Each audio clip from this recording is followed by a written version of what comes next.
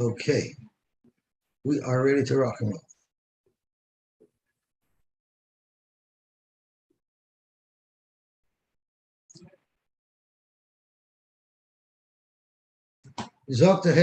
I think we are up to the Mishnah on Daf Ayin Beis on the base. So that's where we'll get started from. Hamakadish Esa Isha Almanas She'ein Aleh Nadar. He made Kedushin on a woman, and he made a Tanai that I don't want you to have any Nadarim. V'nimtu Aleh Nadar. And then they find out in Shvak she had made Nadarim that were active. Ein HaMekodesh. The Tanai says that the Kedushin is bottled. Konso Stam. What if he just made Nesuin? So this is interesting because we don't know exactly what this means. Konso Stam could be a continuation of the first story. He made Kedushin with a T'nai, then he made Nesuin, and he didn't say anything. He didn't reiterate his T'nai. He just made Nesuin Stam. That's one option of what this could mean. Another option of what this could mean is that it's a whole new case where he made Kedushin and Nesuin without specifying anything. And the question is what a normal person would object to. And the Gemara will discuss these two different ways how to understand the Mishnah. So Kontastam, V'nimtu Aleh Nedarim, and it turns out that she had Nedarim. Teitze Shaloi B'Ksub. This woman, her Kedushin is good. It's just that he has the right to divorce her, and he does not have to give her a Ksub. Because it's considered that she's not delivering what she needs to in a marriage when she has Nadarim. And we'll see what type of Nadarim it is that we're referring to. What does he makes a different night? Amanash ein b'mumin. She's being Mekalish Amanat that she doesn't have any physical ailment that maybe you can't see. V'nimtu b'mumin, and it turns out that there are problems. Ein HaMekudeshes, it's not a good Kedushin. Once again, his Tanai wasn't fulfilled. Kontastam, which would be the same shot as we had the first half, whether it's a new statement or it's continuing onto the statement. He has the right to divorce her without giving her ksuba. Now, what is a mum? What is considered a mum that's objectionable?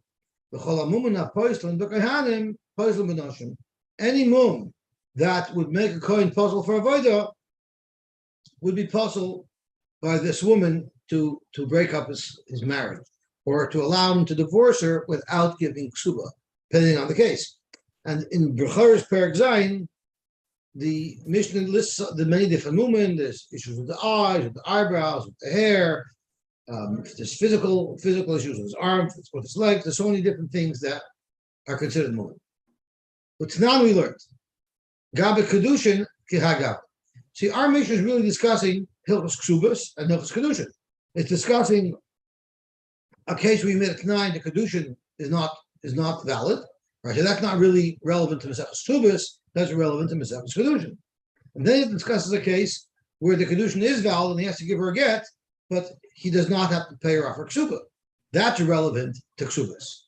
Now, this same Mishnah that discusses both the topic of Kedushin as well as the topic of Ksubas is also mentioned in Kedushin. What's Nami Gabe Kedushin Kagab. So the Gemara says, Hacha Ksubas is Tzricha. Here, what led us to discuss this topic was Ksubas. Hana Kedushin or the Ksubas. Once speaking about these types of things, it throws in the lachas of Kedushin. Hasam there in Kedushin, it's Kedushin is Tzricha. The main focus is Kedushin. And therefore, Tana Ksubas are the Kedushin. Amr Rabbi Yochanan, Mishum Rabbi Shimon ben Yotzadok. The Edel Nadarim Amru. What type of Nadarim do we say are considered objectionable that would break up the marriage? It's Shalasaychel Basar. She says, I'm not going to eat Basar. Vishalasishta Yain, and I'm not going to drink wine. Vishaloi Tiskashet Vivigde Tzavadim. I'm not going to dress up nicely. Tanya Namichachi, Ve'el Nadarim Amru, Devarim Sheyesh Ben Inu Nefesh. Things that impact her physical look, which therefore impacts her husband. And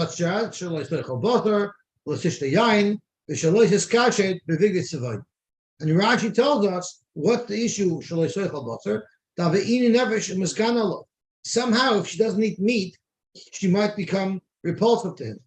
I'm not sure. Maybe she's going to slim down. And in those days, they liked a zaftige person. I'm not sure. Yagi comes to ask me, what if she does other things that bother you? For instance, what if she refuses to drive? What if she refuses to use a cell phone? So you can never get a hold of her. So the oil time is that most wives have cell phones and you still can't get a hold of them.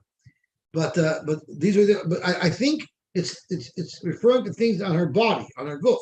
If there's something about her becomes repulsive because of a physical attribute, that seems to be what the issue is. Haviba Rav Papa. Rav Papa was thinking about this that we're saying, that Nidra, Inui, Nefesh are the type of Nidorim, that Nidra, Inui, Nefesh are the type of Nidorim that he could object to, and it actually will break up his marriage. Ahaya. Which part of the Mishnah was that referring to? Ilema Reisha, was it referring to when he specifically made a Tanai, I don't want a woman with Nidorim? Well, since he's making himself very clear, I don't want a woman with Nidorim, Kivin de Kakopit, Afilu Kol Milanami. He didn't specify what type of Nidorim. He said, I don't want a wife with any Nidorim. So why should it be limited to these Nidorim of Inyan Nefesh? Any neder she would make should make it that the Kedushin shouldn't be good. Ela Seifa, so it must be that we're discussing the Seifa, where someone married a woman, and he didn't make any neder. But it's assumed, there's like an Anan Sahadi, that he wouldn't want a woman with Nidorim. What type of Nidorim would we assume a normal person wouldn't want his wife to have? It's Nidorim of Inyan Nefesh, such as Shaloi Seichel Basar, Shaloi Sishtayayin, the Shaloi Siskachet, the big dates of life. Rav Ashi Omer no, Lo'ilam Aresha. It's even going where he specifically says, I don't want a woman with any Nidorim. But obviously, he doesn't mean things that aren't relevant. Let's say she makes a neder, she won't speak like Nahara from 12 to 1. That there's no reason why that should bother him at all. The umidi de kap de ba'inchi have a kapeda. Things that it's normal for people to not like, for people to be makbid on, that's what his Tanai is referring to. Midui de like kap de ba'inchi, but things that normally a person wouldn't care about, they have a kapeda. His kapeda is not valid, even if he makes that Tanai, because clearly he's not referring to something that's completely irrelevant to him. Itmar, we have a machlokes. Kitcha al Tanai. He made the kedushin with a Tanai that she doesn't have any nedarim on her, and then he continued on and he made nesuin the contest. So we learned the Mishnah earlier, and this was one option of what the Mishnah was saying. Right? If they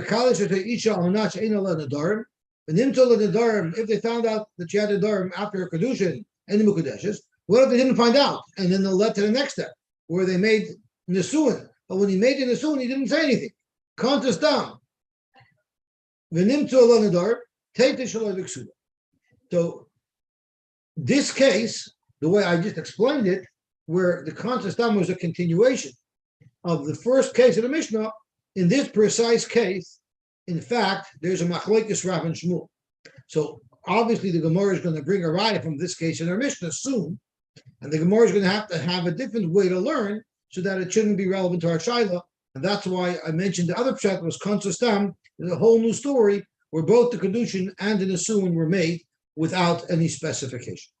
So let's have a look. Itmar, Kitcha al Tanai. Someone went over to a woman and said, I read Mukadesh Shlibit Habasu, Almanash Ein Loch Nedar. And then the Khantastam. Then when he made Nesuin, he didn't say anything. So the question is, assuming that it's not a good Kedushin, because she has Nedarim, what's the status? Does the fact that she made the Nesuin make her married? Rav Amar Tricha Himenu get. She still needs a get. And we're going to soon see why. Ushmul Amar Ein Tricha Himenu get. No get is required.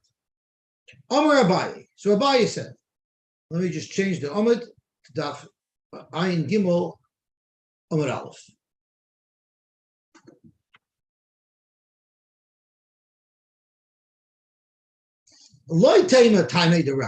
Don't explain Rav as saying that Kivin Shekonsa Stam Achulei Achalet Noi. So he made a Tnai with the Kedushin. I don't want you, if you have Nadarim on. But then when he did the Nisuin, he didn't say anything. So maybe it means that he fell in love with her and he wants her no matter what. And now he's Michael, he changes his mind. What impact would that have? Rashi says, Loitema, the very top Rashi, Loitema Kasavar Rav Achula D'Tnoi, he was Michaelis tonight. Ukasuba Boila Mesala. Since he was Michaelis tonight, he's accepting her as is, even with Nadarim, which means if he's accepting her as is, now he has to give her ksuba. That's pshat in Rav. And Rav says once he makes the sun, he accepted it. That's not pshat. At the time of the Rav, the reason for Rav is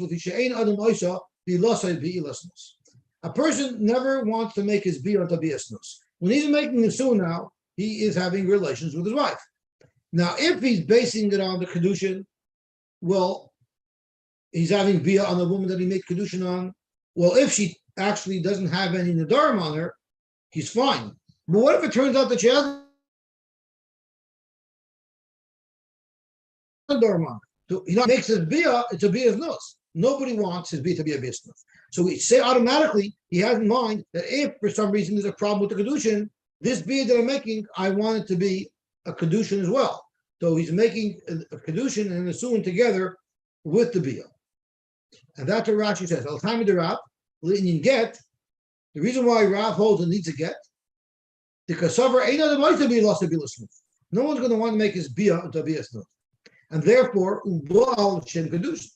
Clearly, when he was boiler, even though he already made kedushin, he has in mind with his biyah just in case the first kedushin didn't work. This biyah should be l'shem kedushin. I feel yimtza lenadar. Even if we find that she has nadar, which then disqualifies his first kedushin, this biyah will be a biyah's kedushin. But he's clearly not happy about it nadar, and therefore, avalinian mamana, as far as his being mechayiv himself to ksuba, bitnayakai, he's still sticking to his t'nai. Shemimtza lenadarim teitzibel ksuba. He doesn't want to be a snus, so he has no choice. He has to make it into a kedushin. But he's still saying, I don't want to accept a woman who has Nadorim on her, and therefore he has a right to divorce her with a ksuba. So this is very interesting. How could you be Michael at night? How could you be Michael at night if you think about it? The kedushin should only be valid if A, B, and C is true. It's not true, it's not a kedushin. How could I later on say I changed my mind?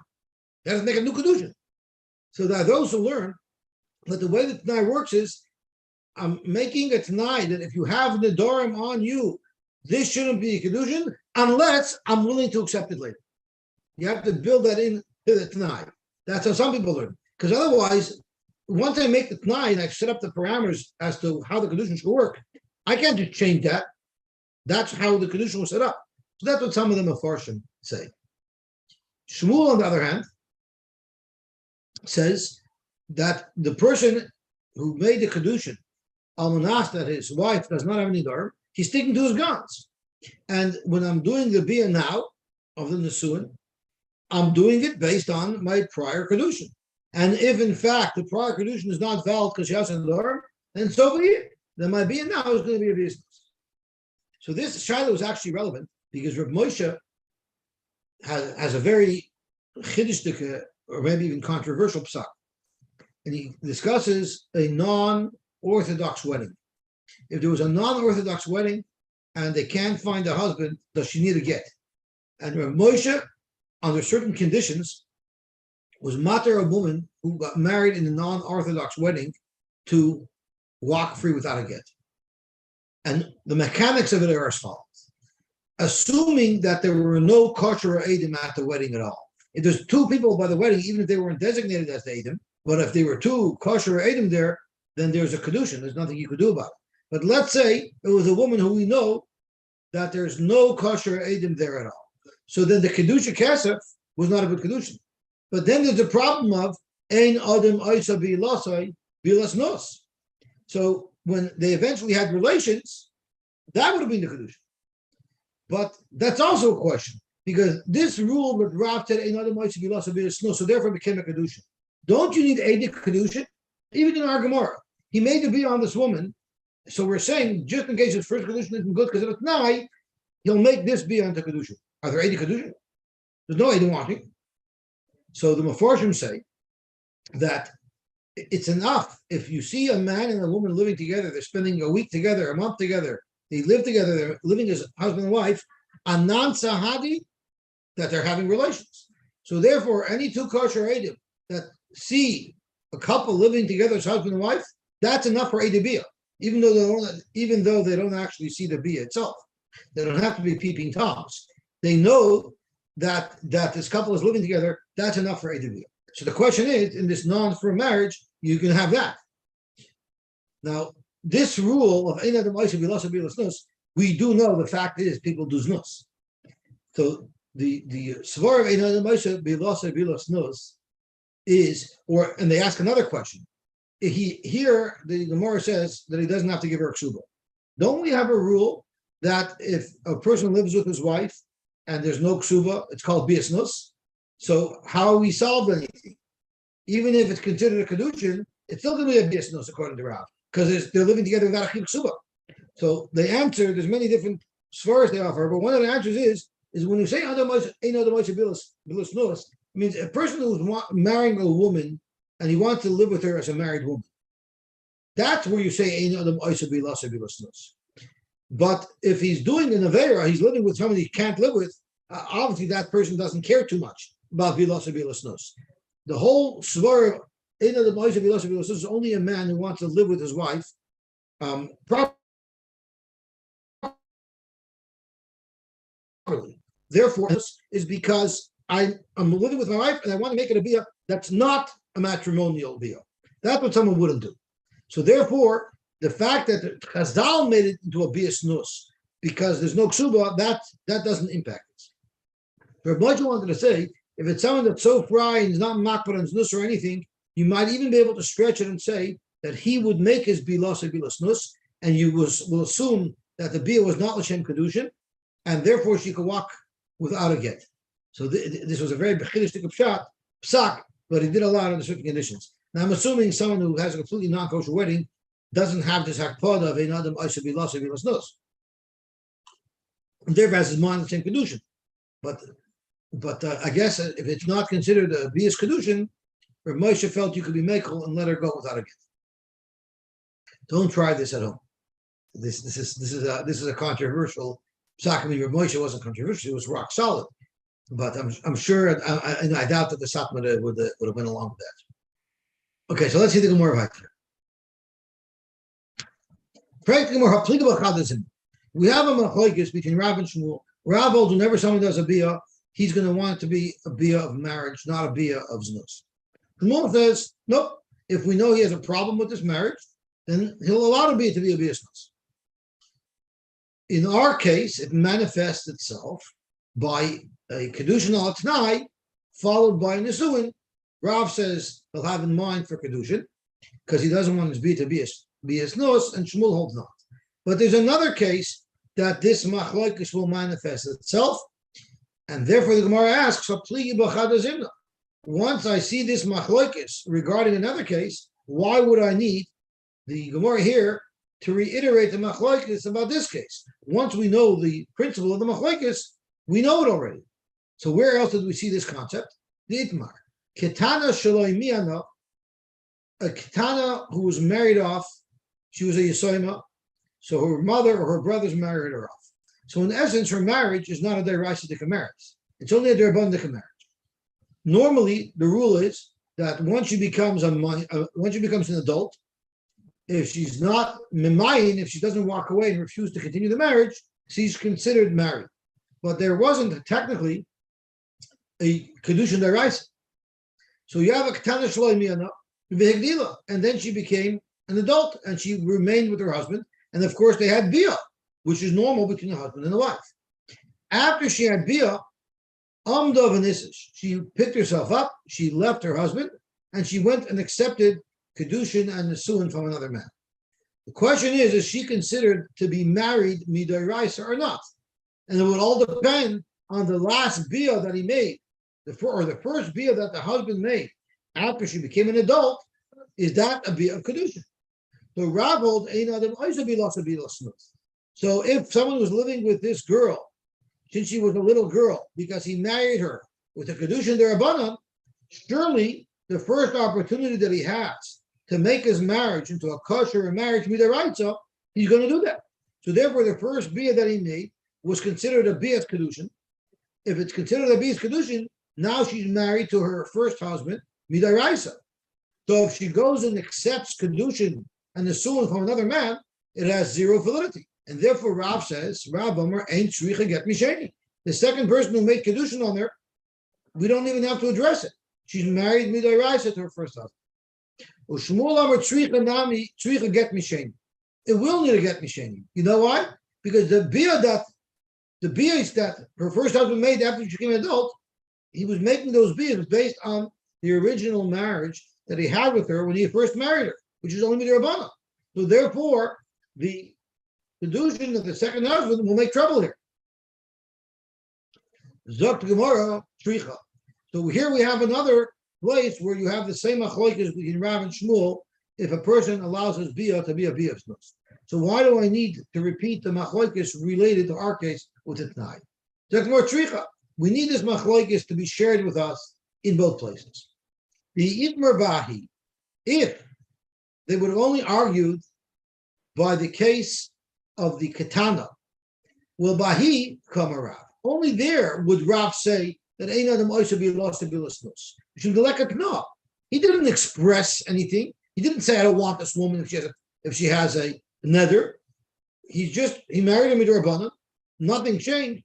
So maybe there Rav said Ein Adam Oisa be lost to be listeners. Because we have no reason to assume that he doesn't want her. So therefore, yes, he has in mind to make another kedushin.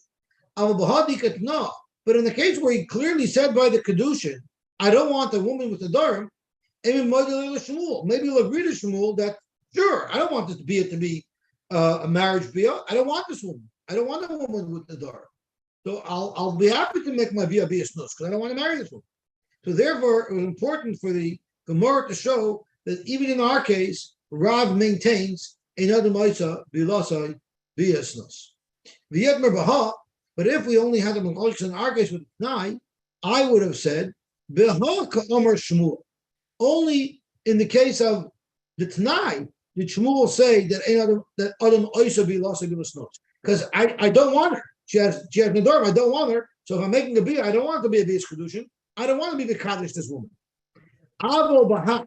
But in the case of the Katana, maybe Shmuel will say, you know what? Here he wants to stay married to her. So maybe he doesn't want this bia to be a bia kedusha. Shricha, that's why the Gemara had to tell us that the machlokes between Rav and Shmuel, whether a person will not make his bia to be his nose or not, it's a machlokes that's relevant to teach it to us, both in the case of a Katana who became an adult, as well as in the case where a Tanai was made that wasn't fulfilled. So now that we have an understanding of the machlokes Rav and Shmuel, now the Gemara is going to ask several kashas on Shmuel. Tanan, we learned in our very Mishnah. Kontastam, right? So the first case of our Mishnah was you make kedushin with a Tanai, and then the Mishnah continues with Kontastam. V'nimtu ala nedarim, and it turns out that she had nedarim. The halacha is our Mishnah teitzei shaloi b'ksuba. Zok the Gemara ksubahu deloi boy. It's ksuba that he doesn't have to pay. Hagita boy. But as our Mishnah states, he would have to give her a get, meaning the kedushin was chal. Maila, what exactly is the case of our Mishnah? It's a continuation of the ratio. That it was kitchal al tanai. He made the kedushin and said, I only want this kedushin if and only if she has no nadar. And then when he made in the suin, he didn't say anything. The contest down. And what does our Mishnah say? Ein adam oisa bilasei bilasnos, and they need to get. So tiyuf to the Shmuel. This will be a kash on Shmuel. Because Shmuel says that Adam Oisa bilasei bilasnos. In this exact case, Shmuel said that in fact no get is required because the Tanai that he made for the kedushin remains, and he doesn't have in mind to make a bia for kedushin with this nesu. So it's shver on Shmuel. Zokmer loy. We don't necessarily have to learn that our Mishnah of Kansa Stam is a continuation of the first case of the Mishnah. Maybe it's a brand new case, and the brand new case is Kitcher Stam, Kansa Stam. The case of the Mishnah that says that it is a good kedushin is speaking where there was never a t'nai at all. The kedushin was without any t'nai, and the Nisun was without any T'nai. So he never showed that he had a problem with Nadarim. We're basing it on what we know. A normal person doesn't want his wife to have Nadarim. And that's why there's no Din Ksuba. Aval Kitchal T'nai the Kintastam.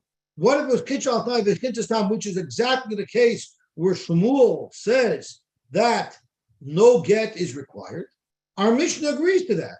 Hachanami the loy b'agita. Frek the Gemara, then we have a kasha. Because our Mishnah says, where don't you need a get? That's only if a kedushin was done al atnai and the story stopped there. It's a makna from our Mishnah that had the story continued, maybe then it would require a get. Because at the time Hamakaddis Esor Isha Almanah She'ein Olen Adorim V'Nimtu Olen Adorim Ein Mekudeshes, which is exactly the ratio of our Mishnah. Why didn't the Mishnah continue and build the Chiddush even greater and saying even in Shmuel's case it's Ein Mekudeshes? Listening Kanta Stam after the Tanai and the Kedushin, he continued with an unspecified Nesuin. And then V'Nimtu Olen Adorim, and only afterwards did we find out that she has Nadarim. It should say there as well in the Mukadeshes. And of course, in the case where there was no Nesuin, Madach, if there was a Nesuin Stama, we still say there's no marriage. If there was only the Kedushin with a T'nai, that there's no Kedushin. Why didn't the Mishnah say a bigger Chiddush? Dr. Gemara, Shmuel will have to say that Hakanami cover. That's really what the first case of the Mishnah did mean to say. Hamakaddis is the Isha Almanash Ein Olen Adorim, and the Kontastam, and the Nimtu Olen Adorim Ein Mukadeshes. And then the second case of the Mishnah was both Kitchastam and Kontastam. Then it's Teitei Shaloi B'Ksuba, and the Lach is Ksuba Hu Deloi Boy. He doesn't have to give her Ksuba Hagita Boy, but a get would be required, as the Mishnah says. So, Frek the Gemara, I don't understand why, according to Shmuel. Umaish na Ksuba Deloi. Why doesn't he have to give a ksuba? He made kedushin stam without specifying. He made nesuin stam without specifying. He doesn't have to give her a ksuba. Why not? It must be because the Amar, the husband will say, "I'm not going to give you a ksuba. I never wanted a wife who is an adronis, and that's normal to be expected of every normal husband. So I'm not giving you a ksuba." But if that's the case, if we know he doesn't want to be married to a woman who's an adronis, you have to get naminatibah. So according to Shmuel's logic, you shouldn't need to get either. Because the only reason why one would argue that even though he doesn't want this marriage, you still need to get, is because of the principle of Ein Adam, he won't make his bia, Ein Adam oisha bila, so bilas nos. But Shmuel doesn't subscribe to that. So once it's clear that he doesn't make suba because he doesn't want this wife, well, by the same token, according to Shmuel, there's no reason why he should need a get. It shouldn't be a kedushin either. Because the only factor that would tell us that it is a kedushin, even though he doesn't really want her, is because of Ein Adam oisha bila, so bilas nos. But Shmuel doesn't have that problem. Marabba, I'll tell you why you need a get. Shricha get me the frame. Real Mikradin, there's no get required because he doesn't care to make his being to be a snus. So why does the Mishnah say a get's required? It's only midirabbanan. Because imagine, he marries a woman without any t'nai, makes kedusha without any t'nai, makes a without any t'nai, and now we're going to let her walk. It almost looks like you don't need a get. So they made a gzeira d'rabbanan that you should need a get. The Cheidamar Rab Chisda, and Rab Chisda said the same thing, that Shricha get me the frame. The second case in the Mishnah, according to Shmuel, where it says that a get's required, is only midirabbanan. Rabba says it's not the rabbanan. Tana Safuki Misapkale. Our Tana might not be sure, do we pass like Rav, where his bia is going to be a bias kedusha, or do we pass like Shmuel, where his bia is a bias not? Gabamona, when it's a question of making him pay the ksuba, we'll say Hamotzi Mechaveri Alavaraya, Lukula, and he's not obliged to pay the ksuba money. Gabi Yisura, but when there's a question of letting her marry somebody else and possibly being over as an Eshish, having relations with another person, we're also machmer and we demand a get. Before we go on, I just want to take a quick break to share something. In this week's parsha, the Torah tells us the parsha of Bikurim, and then the parsha of Idumaiseris, and then the parsha goes in to the klolos. And the Torah tells us the reason why we get all these horrific klolos is because Tachas Asher Lo Yavatata as Hashem Alekecha B'Simcha U'B'Tuv Levav. So David Zolti wrote a beautiful sefer called Simply Pshat, and he asks in that sefer, it really doesn't make sense. We do all the mitzvahs, we're following all the rules, but since we're not happy, we're going to get such a severe punishment. It just doesn't make any sense. So David Zolti was mechadish something very nice, and he said as follows: right before the parsha of our Toichacha, we have Bikurim. Right before the other Toichacha, the Torah discusses Shemitah. Bikurim, the Torah specifically says, "V'samachta l'fnei Hashem alekach." By Maasros, by Shemitah, it also says "V'samachta." There are certain mitzvahs where the Torah specifically said you have to be happy. Why? Why did the Torah say you have to be happy when you give Bikurim? The reason is because we're showing Hakaras HaTorah. We're showing our appreciation to the Rebbeinu Shalom for all the bounty that He's given us. Mitzvahs that the Rebbeinu Shalom tells us to be happy are mitzvahs that are very important, because those are mitzvahs that show and demonstrate our Hakaras HaTorah to the Rebbeinu Shalom.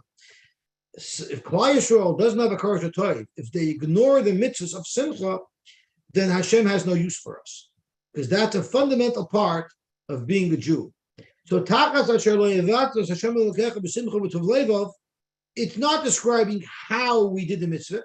Since you didn't do the mitzvah with the right kavanah, I'm punishing you. No, it's the what type of mitzvahs didn't you do that makes you deserving of a teichah? It's the mitzvahs that are simcha. Since you didn't do the mitzvahs that are designated as mitzvahs of simcha, which means mitzvahs of betachin and of hakaras HaTorah, that's why you're getting this horrific punishment. And based on that, David adds that it says Bereshis, the beginning of our parsha, the beginning of our Torah, and it's b'shvil Reshis. It's because of Reshis that Hashem created the world. What does Reshis mean? So Chazal tells us there's three things that are called Reshis. The Torah is referred to as Reshis, and that's logical, that because of the Torah, Hashem created the world. Klal Yisrael is called Reshis. It makes sense. Hashem created the world because of Klal Yisrael. But the third thing that's called Reshis that Chazal tells us is Bikurim. Because of Bikurim, HaKadosh Baruch Hu created the world, that's not logical. Now that we know how integral the Hakaras HaTorah and the Simcha is to being a Yid, we know why it's integral to Hashem creating the world. So I just want to add that my son asked his Rebbe a very good question.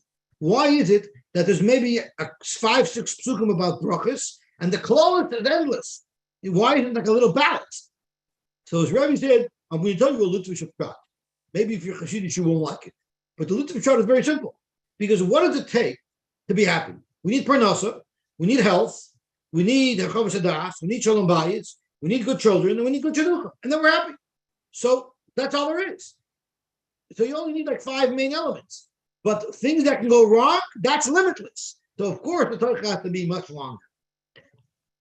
So I want to say over a word from the doctor that delivered my first 2 children. His name was Dr. Eltridge. He was from Cuba, and he delivered my second child in a wet bathing suit, because we came in so ready to deliver that the doctor on call, who said I'll be there in 10 minutes, the nurse said that's not long, that's not fast enough.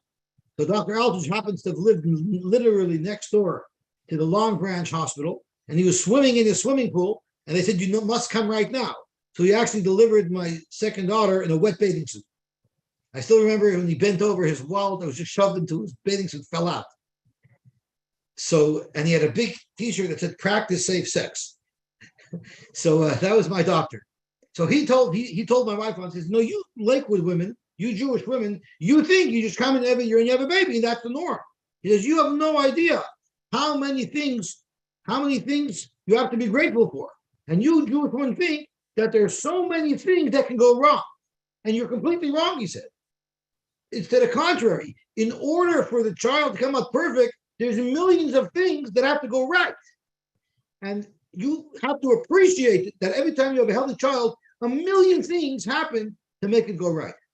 So I was thinking, maybe that's pshat and why the Torah is right after the Bikurim. Because in order for us to fully appreciate how good we have it, we have to be exposed to how bad we could have it. and then we can appreciate. So why am I sharing this? Is because I want to express, now it's at the end of the year, I want to express a tremendous Hakar Shatoiv to everybody here. I get such a boost and such a chizik from the fact that you make the effort to come and you participate and you encourage me, and it means the world to me, and it gives me the strength and the accountability to do this stuff every day. So I really want to express my deepest appreciation to all of you for being part of this stuff, Yomi, for being part of this group. I benefit so much from this group. Besides the accountability, it really feels good for me to be part of something. I never felt like part of the Chaver and Shul like I feel with this group. So I really, really want to thank everybody. And the Rebbeinu Shem should help that we should be zeicher to the first half of the parsha. Is Hashem should give us tremendous wealth. Basamecha, we should have wealth in Ruchnis, we should have wealth in Gashmis, we should have wealth in health, we should have wealth in Nachis, we should have wealth in Simcha, we should have wealth in every different way, we should only have Simcha. So I just want to say thank you very much. Okay, so let's see where we were holding. The Gemara says, we just finished dealing with our Mishnah. And we showed how our Mishnah is not contradictory to Shmuel's halacha. So once again, we have a machlokes Rav and Shmuel, whether or not someone is makbid not to make his bia into a biasnos. So Amar Rabbah, we're on the third wide line. Machlokes bitos shtei nashim. Where is Rav and Shmuel arguing? If there are two women involved. And Rashi tells us, what does that mean? So I'm going to slide over to Rashi, that's just parallel to the first wide line, roughly. What is bitos shtei nashim? Kiddush Leah al Tanai. A man was mekadosh one woman, Leah, on a Tanai that she has no Nadar. And then he was mekadosh a second woman, the Isha Acheres, Kanas Stam Acharel. So Leah is mekadosh, I'm only being mekadosh you if you have no Nadar. And Rachel, I'm being mekadosh you without saying anything. V'nimtzu Allah Nadar. And then we found that Rachel had Nadar. V'hanu Ta'usha, that's the toast, meaning he married her under a false pretense. He married her thinking that she had no Nadar, and there was a toast.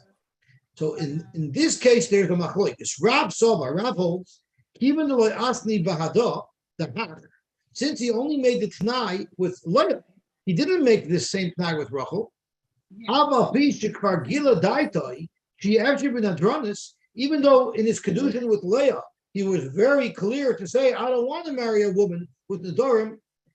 The Tanai that he made with Leah do not apply to Rachel. And therefore, from Rachel, he has to give a get. Because that kedushin was called because he didn't specify the Tanoim there. Why would you think it's any different? If we know he doesn't want an Adronis with Leah, why would you say it's any different with Rachel? Maybe he loves Rachel more than Leah. And he's willing to compromise. For Leah, I'll only take you if you don't have the Nadarim. Rachel, I want you so badly, I'm willing to take you even if you have the Nadarim. But like up, and for Rachel, he's not makbid. And that's Rav's far. Rav said, when we can say that maybe he's not makbid for this woman. He's only makbid for the other woman. Or Shmuel Amar, even the Gali Daite Gali. Once we know he doesn't want to marry a woman with Nadarim, it doesn't matter if it's Rachel, it doesn't matter if it's Leah, he's not interested. So that was a very big chiddush of Rabbah. The machlokes between Rav and Shmuel is only when there are two women involved. And the question is the fact that he showed when he married the first woman that he doesn't want an Adronis, does that apply to other women that he would make a kedushin for? But if he made kedushin on a woman with a Tnai, and then afterwards he made Nisum without a Tnai, for sure he doesn't want her if she has the Dor.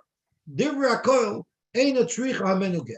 Even Rav would agree that he doesn't have in mind to be mekadosh with the bia, because when he was mekadosh this very same woman, he made it very clear that he doesn't want her if she has the Dor.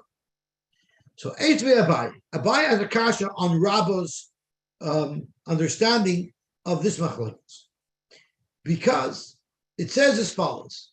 It says, oh, I'm sorry, I skipped lines. Amar Abaye said, V'hamas Nisan, our Mishnah is the Tos Isha Achasi.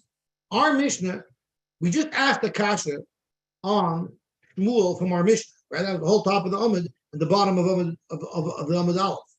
We just asked the Kasha from our Mishnah, clearly speaking by the same woman. When we asked the Kasha, right? It's speaking where you made Kedushin on the woman with a T'nai, and then that same woman you continued on and made it without a T'nai.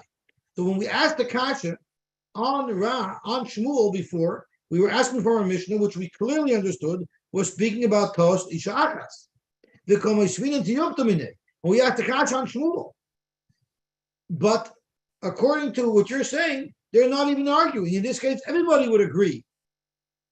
Everybody would agree, in fact, that it's not a good Kedusha. Yet the Gemara was asking the Kasha only on Shmuel there. So from our Mishnah, you have proof positive that Rav and Shmuel cannot be arguing about two different women, where he was first Mekadesh Leah, and then he was Mekadesh Rachel. Because that's not the case of our Mishnah. And everybody seems to say that our Mishnah's case was relevant to the Machlokes Rav and Shmuel. If you want to quote Rabbah as having made a comment about the Machlokes, this is what he must have meant. Omer Rabbah Machlokes betot Isha Achas te'enштei noshim. They're arguing about one woman because it's clear from our Mishnah. But it's a case where it's ke'enштei noshim. And what does that mean, ke'enштei noshim? It means he made Kedushin on the woman. He made Kedushin on the woman. He made Kedushin on a woman, and then he divorced her. And then he went and made Bia and Nitzuan. And that's where the Machlokes is. And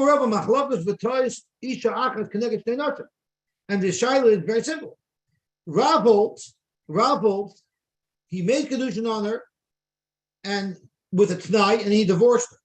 And then he went and made a Bia of Nitzuan.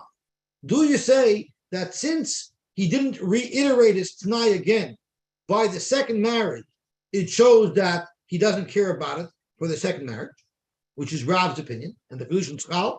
Or do you say like Shmuel and say, since he already clarified the first time he married her that he has that T'nai, that he only wants to marry her if she doesn't have the Nedarim, the second marriage that he did with her would also follow the same rules. That's the Machlokes. But if it was a regular case of one woman where he made Kedushin, and right after that he made Nisuin, there, Divra Koil, Ein Tzricha Imenu Get, everybody agrees that no get would be required. Everybody would agree, in fact, that it's not the T'nai applies. And now it's not fair from our Mishnah. Because yes, our Mishnah is speaking about one woman, but we'd have to sort of say that the Mishnah is speaking where there was a divorce in between. It's a little bit of a doich to say that that's what the Mishnah is talking about, but at least it's still speaking about one woman. Okay, so now the Gemara is going to ask more kashas back. A bride said as follows: Kitcha b'tos. A man made kedushin and it was mistaken, and we're going to assume that what this means is the mistake was he married her on a t'nai that there were no nedarim. She had no nedarim, and it turned out she had nedarim, which is precisely the case that we're going to compare to Rav and Shmuel. Now we have a second case in the Brisa. Upachos mishavar pruta. He made kedushin that was a possible kedushin because it was less than the shavar pruta. Or a third case that the Brisa discusses the chen cotton shakidish. A cotton made kedushin. A cotton who makes kedushin, the kedushin has zero validity.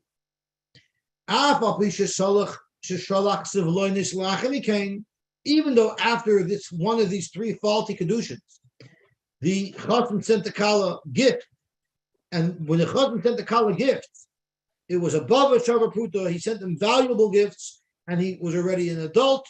The cotton grew up, and he's sending gifts. So maybe the gifts that he's sending should act as a new kedushin. We don't say that those gifts are a new kedushin due to the fact that the first kedushin wasn't good, because shamakmas kedushin harishonim shalach. We say that he's not making a new kedushin with these gifts. He's giving these gifts based on the original kedushin that he relied on. This woman is mekudeshes to me, and therefore I'm sending your gift. But v'imbolu, if he didn't send her gifts, he was boiler kanu. Now this is precisely the case that we're discussing. What was the case? He made kedushin almanas that she doesn't have the door, and then he was boiler. What did we say? In this case, Rabbah holds, in this case, everybody agrees that it's not kohen her. right? Everybody agrees. In this case, the Tanai stands because the original Tanai that was made on this woman, her Kedushin, was with a Tanai. So even though he makes a Bia later, we'll say he's doing it based on the original Tanai. So this is contradictory to what Rabbi taught us. Rab Shimon ben Yehuda, Shmuel Amar in Balu Loikon. This brisa, what was the first case of the brisa? The Toth Isha Akasi. We're talking about one woman where he made a kedushin with a t'nai, followed by a nesuin without a t'nai. Completely, and you find the machlokes tonight, which is in direct contradiction to what Rabbah said, that in this case everybody agrees that the nesuin wouldn't be valid. Ma'alav Tos Nadar. When the first case of our brisa, that Kitcha B'Tor, we're assuming it means the case that we're discussing. It was a Tos Nadarim, meaning he was Mekadosh her Almanach that she doesn't have Nadarim, and she does. And therefore you have a huge kash on Rabbah. Dr. Gemara, no, our brisa here is not discussing that case. Because Avada in that case, Rabbah is right, that the Nesuin would not be valid. But what is our brisa talking about when it says Kitcha B'Tois? It's speaking Tos of Pachas Mishavah Pruta. The Tos was that the Kedushin was less than the Shavah Pruta. Correct the Gemara, but that's the second case. Pachas Mishava Pruta be'edik Katanila. That's the very next case, right? It says Kitcha B'Tos, U Pachas Mishava Pruta. So you can't say that's done in Kitcha B'Tos because that's the next case. Zok the Gemara, no, Perusha Kamafarish. Kitcha B'Tos, there was a mistake in Kedushin. What was the problem with the Kedushin? Not because of a Tanai. Ketak is going to Kitcha B'Pachas Mishava Pruta. So the bride has a case where you made a possible Kedushin, either it was less than Shavah Pruta, surely not a good Kedushin, or the Chassan was a cotton, also surely not a good Kedushin. And then when he became an adult, he made a Bia. Would that Bia constitute a new Kedushin? Why yes and why not? Why would you say yes? Why would you say not? Mar Savar, one Mandamar holds, everybody knows that Kedushin does not work if you give less than a Shavah Pruta. And therefore, when he made the Bia, surely he did it with the knowledge that his Kedushin was never valid, the Gomar Ubal, L'Shem Kedushin. And therefore, when he made Bia, he did it L'Shem Kedushin. And that's the Svar of the Tamakama, who said, Vin Balu Kanu. But Reb Shimon ben Yehuda, in the name of Ibn Shmuel, says, Umar Tover, not everybody knows that. So a guy could be under the assumption that his Kedushin was good. So therefore, did the Kedushin or Rishonim Baal. So when he made Bia, he was making the Bia not the same Kedushin, rather based on the fact that she's already Mikudesh. Therefore, this Bia is not the same Kedushin, and therefore, he still was not Koiner. Let's try another Brisa. Haraydi Boyalach. A man says, I'm being boil you, I'm making the Kedushin and the Suin on you. Almanash Shayir Ta'aba. Only if my father will want this Shidduch. So the halacha is, even if the father didn't want the Shidduch, so it didn't fulfill the T'nai, Mikudeshes, the Kedushin is still Chal. Rab Shimon ben Yehuda Aimer, Rab Shimon ben Yehuda says, Mishum Rab Shimon, it depends, the T'nai is valid. Rotza Av Mikudeshes. If the father wanted the Shidduch, then it will be a good Kedushin. But Loy Rotza Av, if the father didn't want, any Mikudeshes. Well, the halacha, this case is similar to the case of Chitois Isha. The halacha the Chitois Isha Achas Dami. This is just like a case where he thought that the Kedushin wasn't a good Kedushin. Upli, and we still see that there's a machlokes as to whether or not the Kedushin will be valid. Zok the Gemara, no, that's not what the shaila is at all. There, the machlokes is a completely different machlokes. Everybody would agree that if there was a t'nai made by the Kedushin, for sure he doesn't want a Kedushin by the Erishin, even though he didn't specify. Here, the reason why there's a shaila is Mar Tover Almanar Shayitzar Av means Almanar Shayishtoik Av, Bashashikle. One Madam held when someone makes a t'nai, Almanar, my father should be masking, it doesn't mean that it has to be gango. As long as my father doesn't protest, then my t'nai is good. So therefore, when he makes the biyah, the father didn't say anything, the father didn't protest, so therefore it was a good kedushin. Umar Tover Almanar Shayomer Abahein. when I say I want my father to agree, I don't just want that he shouldn't protest. I want him to say, yes, go for it. It's a great shidduch. But the father didn't say yes. So there's merely a question of whether or not the t'nai was fulfilled or not. So this has nothing to do with the case where he's making a bia knowing that his first condition wasn't good. There, everybody agrees the bia won't be good. The shaila here is merely, was the t'nai fulfilled or was the t'nai not fulfilled? Because what happened was the father didn't say anything. The question is that a fulfillment of the t'nai? Was it not that the father shouldn't protest, and then there was a fulfillment of the t'nai? Or was it not that the father has to celebrate this shidduch, and he definitely didn't do that? Eisvei, the Gemara asks the third kasha. Moedin chachamim l'Rabbi Eliezer biktana shehesia avia v'niskarsha. Now the halacha is, if someone marries a woman and then he divorces her, they didn't have children. He marries a woman, he divorces her, and then he remarries her again. And then he dies without children. Do we do yibum? Yes or no? So there's actually a machlokes if we do yibum. Why shouldn't we do yibum? This is a regular woman. This is a regular woman who fell to yibum. So Zok to Gemara, the reason why there's a mandamar there who holds you don't do yibum is because it's a gzeira atu this case. Moedin chacham l'Rabbi Eliezer. Everybody agrees in this following case there won't be yibum. Biktana shehesia avia.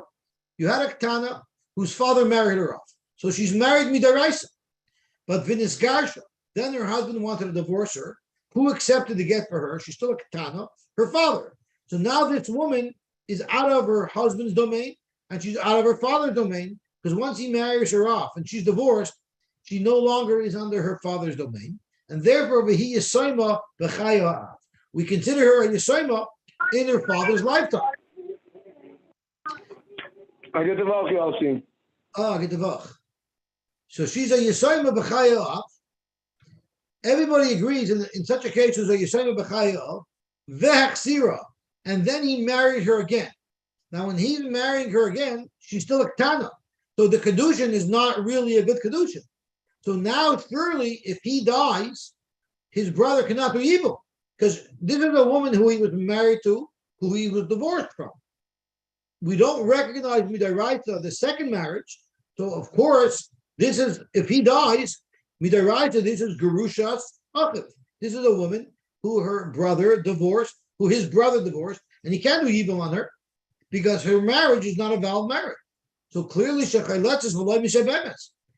chalitza, she can't do evil.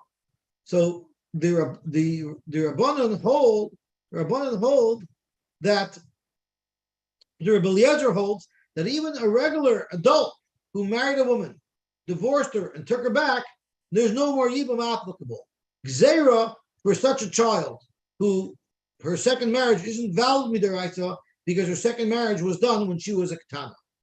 Because mepneisha gerusha, the get that she got was valid midaraita, because her father can accept the get for her, gerushin gemurin, but the ein chazarata chazar gemura. But when he remarried her, that's not a marriage that's midaraita, because she's now a ketana and she can't get married. So therefore, yibum wouldn't be a possibility. When do we say that yibum was not a possibility? That is shegirsha kashiktana. If he divorced her when she was a ktana, v'chzira kashiktana, and he took her back when she was a ktana, and now he dies when she's a ktana. So the marriage is not a valid marriage.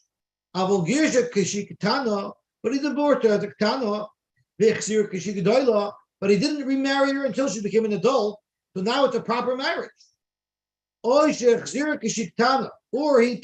her back when she was a ktana, but the god last life.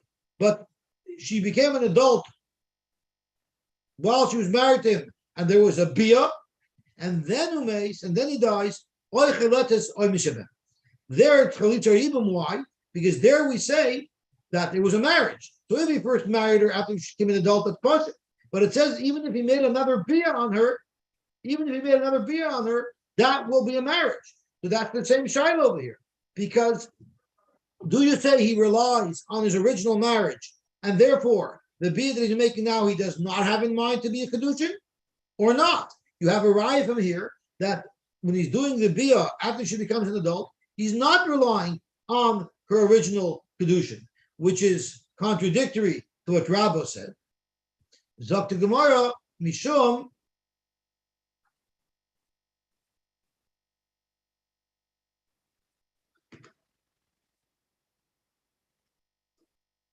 Mishum Rabbi Eliezer Amru, Chaylatus V'loi Mishabemes. And Rabbi Eliezer holds it would be Chaylatus V'loi Mishabemes because we do say that he has in mind, we do say that his bia is based on the original marriage. This is again a similar case. The Chatos Isha Akas Dami.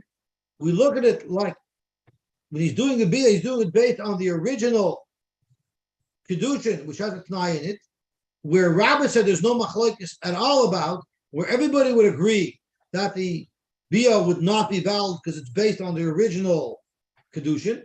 Yet in this bride here, Upaligi, we have a machlokes between Rabbi Eliezer and the Chachamim. Once again, it's Shvan Rabbi. The Gemara Hasan Nami Bakim. There, the machlokes has nothing to do with it. Everybody agrees in the case of Tanai, like Rabba says, that the bia that he made later would not be a kedushin because the Tanai said he doesn't want it. Here, there's a whole different machlokes. Mar Savar Adam Yoidea She'ein Kedusha K'tanaklum. One man ever holds that everybody knows that the marriage that he married her when she was a Ketana was not a good marriage. And since most people know that, the assumption is that when he made a bia on this woman after she became an adult, when he made a bia on her when she became an adult, he had in mind to do kedushin. Some people, they don't know, they're not so learned. They thought it's a real marriage. And since it's a real marriage, even though she was a Ketana, the bia that he makes as a gedola was just a regular bia. It wasn't a bia for kedushin. The kabal adapted the kedushin harishonim kabal, and therefore it's not shver Rabbah. So let's stop here, and the mitzvah will be mamshech tomorrow. So tomorrow we're going to learn at 7:00. It'll be a little rough because we're going to be up pretty late tonight, but we're also going to learn at 9:00, and we'll learn Daf Ayin Daled. Yossi, you said that they're going to learn tonight 2 blocks. Was? Als je zoekt, ga je leren aan het nachtbuiten. I said we might, but I didn't have a chance to prepare. It was too short of an afternoon. Mm-hmm. So I'm going to learn the mission tomorrow at 7 and tomorrow at 9. Du eigentlich, wie ich kenne hin, because I came in Mamish by the tail end. Was? Du eigentlich, ich kann nicht sehen, aber wie ich kenne es hin. Sure. Is there a way that I could... Huh? Sure. What I need to do is I need to go to shul now. So can I don't mind chazering the blood over with you, but can I call you in about an hour? I'll call you from shul. My shale is, if this shit that you just said, is there a way to hear it? Als ik me kan hear on Zoom, if you can hear it on replay. Yes, you can hear it on YouTube. But I